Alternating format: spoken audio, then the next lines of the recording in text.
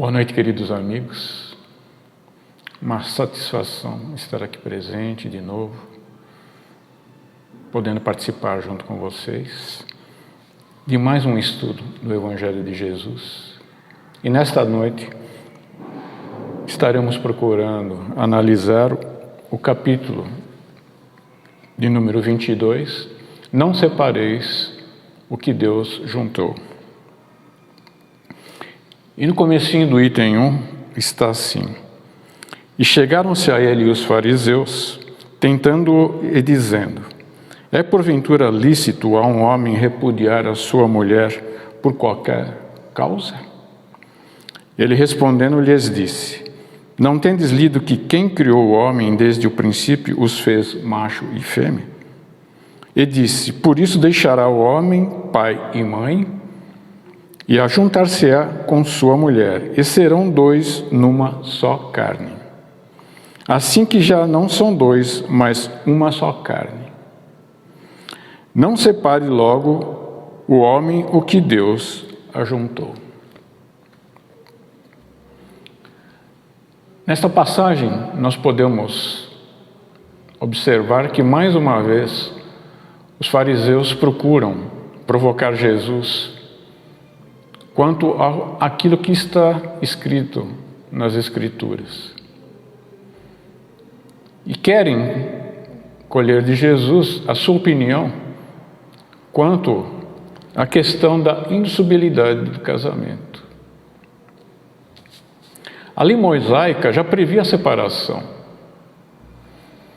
mas eles queriam saber de Jesus, na opinião de Jesus, sobre que circunstâncias essa separação ela era aprovada, sob que circunstâncias era possível ao homem dar a carta de desquite à sua mulher. Mas como nós devemos interpretar a resposta que Jesus apresenta a eles, quando diz: Não separeis o que Deus juntou? E lá no item 3 do capítulo, está escrito assim: E quando Jesus advertiu, não separe o homem o que Deus juntou, isso deve ser entendido segundo a lei imutável de Deus, e não segundo a lei instável dos homens. O que Jesus está querendo nos passar como mensagem? Quando a frase diz: Não separeis o que Deus juntou, é preciso ficar bem atento que Jesus diz o que Deus juntou, e não separem o homem o que se juntou. Há uma diferença muito grande quanto a esses dois aspectos. Por quê?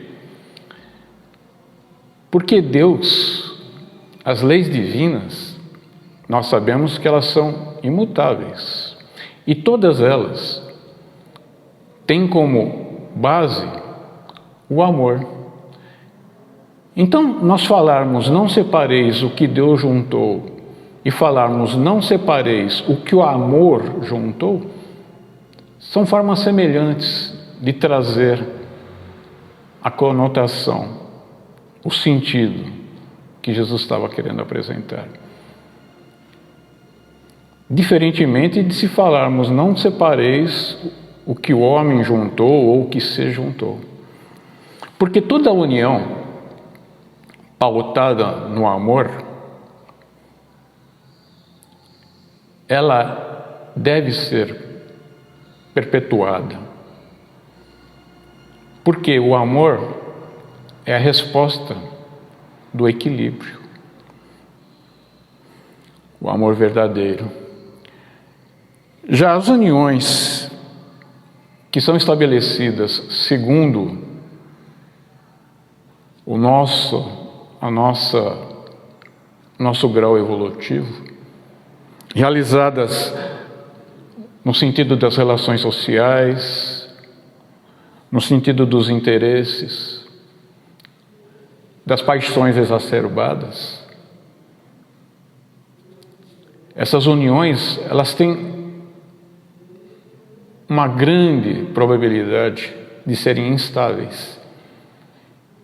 E para procurar amenizar essas relações instáveis, as leis humanas, elas são formuladas de acordo com alguns aspectos, algumas características, com um determinado momento da sociedade, pelo qual vive a sociedade. Elas são adaptáveis segundo o momento, segundo o tempo, vão sendo ajustadas. Por isso elas são variáveis. Ao contrário das leis divinas, que elas são imutáveis. Por quê? Porque tudo é pautado no amor. E aquilo que é pautado no amor é o equilíbrio das coisas. Mas geralmente, no nosso grau evolutivo, que a humanidade traz no momento, a grande maioria das uniões, elas são estabelecidas em cima das paixões. A paixão é um impulso, ao contrário do amor, que é construção.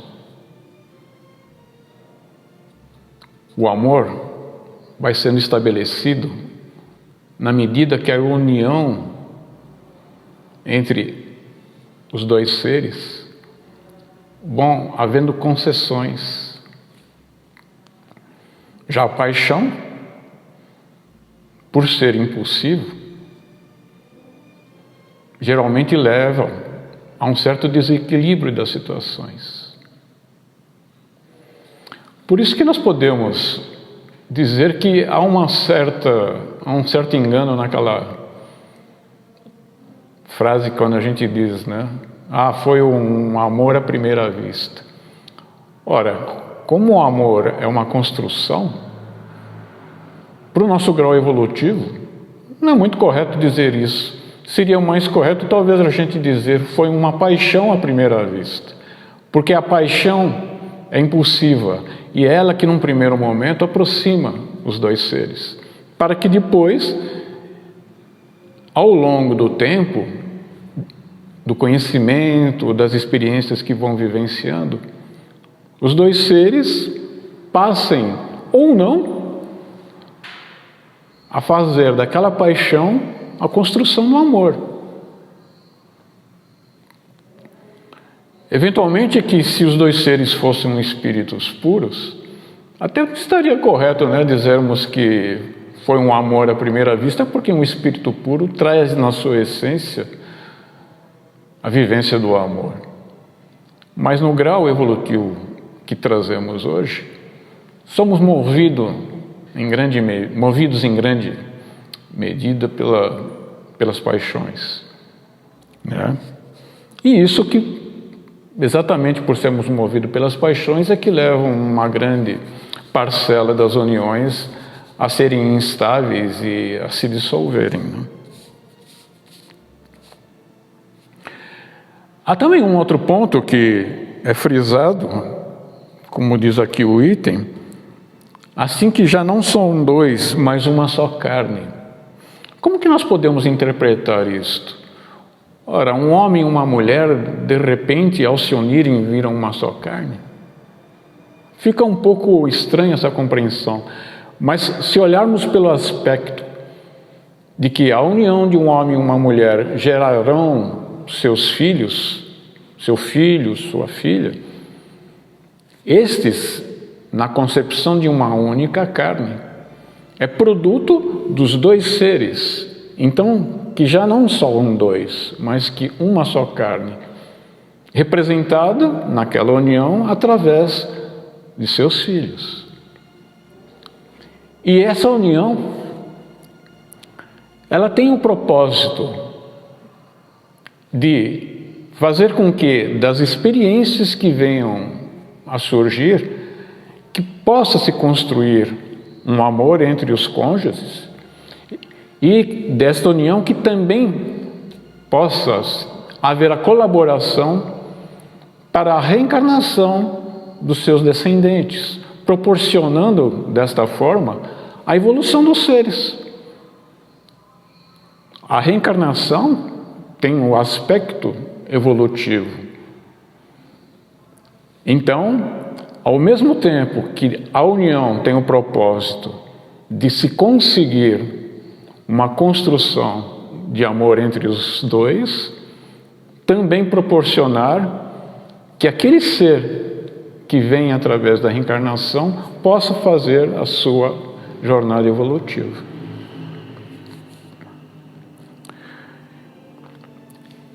E o próximo tópico do capítulo, o divórcio, tem assim no seu item: o divórcio é uma lei humana, cuja finalidade é separar legalmente o que já estava separado de fato. Não é contrária à lei de Deus, pois só reforma o que os homens fizeram, e só tem aplicação nos casos em que a lei divina não foi considerada. No programa Pinga Fogo, de 1972, quando o Chico Xavier é entrevistado, o deputado, então, Freitas Nobre, formula a Chico a questão quanto o divórcio, as separações. E Chico, então, esclarece que já era tempo, pois em 1972 a lei do divórcio ela não era estabelecida, não estava estabelecida ainda. Chico manifesta a sua opinião de que já era tempo de, no Brasil, se fazer e se concretizar com que a lei do divórcio fosse estabelecida, permitindo a que aqueles casais que naquela época, embora não legalmente, mas estavam unidos, que a lei viesse, na verdade, a estabelecer, a dar um equilíbrio para essas uniões, permitindo que esses casais pudessem prosseguir a sua vida dentro da lei civil dos homens, corretamente. Porque haviam, como Chico, na época, manifestou sua opinião, haviam muitos casais que legalmente perante a lei civil não estavam regularizados, mas que estabeleciam uniões muito amorosas. Então que já se fazia tempo, sim, que a lei do divórcio viesse a estabelecer esse equilíbrio da situação quanto às leis dos homens, né? E Chico manifestou essa opinião. A lei do divórcio no Brasil, por fim, ela foi estabelecida em 1977, tendo à sua frente como principal formulador o senador, na época, Nelson Carneiro. As separações elas não devem ser estimuladas, mas é preciso ter o bom senso de saber que, diante de determinadas circunstâncias, qual a atitude melhor tomar? Será que é mais conveniente um casal ficando se agredindo dentro de um ambiente doméstico? Ou que cada um, já que não existe o amor realmente possível de estar acontecendo, porque a construção do amor, para algumas pessoas, ainda é muito difícil, diante da sua escala evolutiva. Então existem circunstâncias que, de repente, entre estarem se agredindo, é melhor que cada ser do casal vá procurar uma nova perspectiva, quem sabe, né, numa segunda união, consiga encontrar alguém que propicie essa construção amorosa.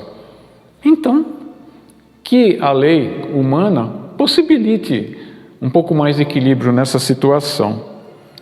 Porque as uniões construídas com base sólida no amor, certamente não haverá necessidade de qualquer coisa no sentido de legalizar separações, porque elas, concebidas no amor, saberá respeitar o outro, saberá no momento oportuno de se abstrair,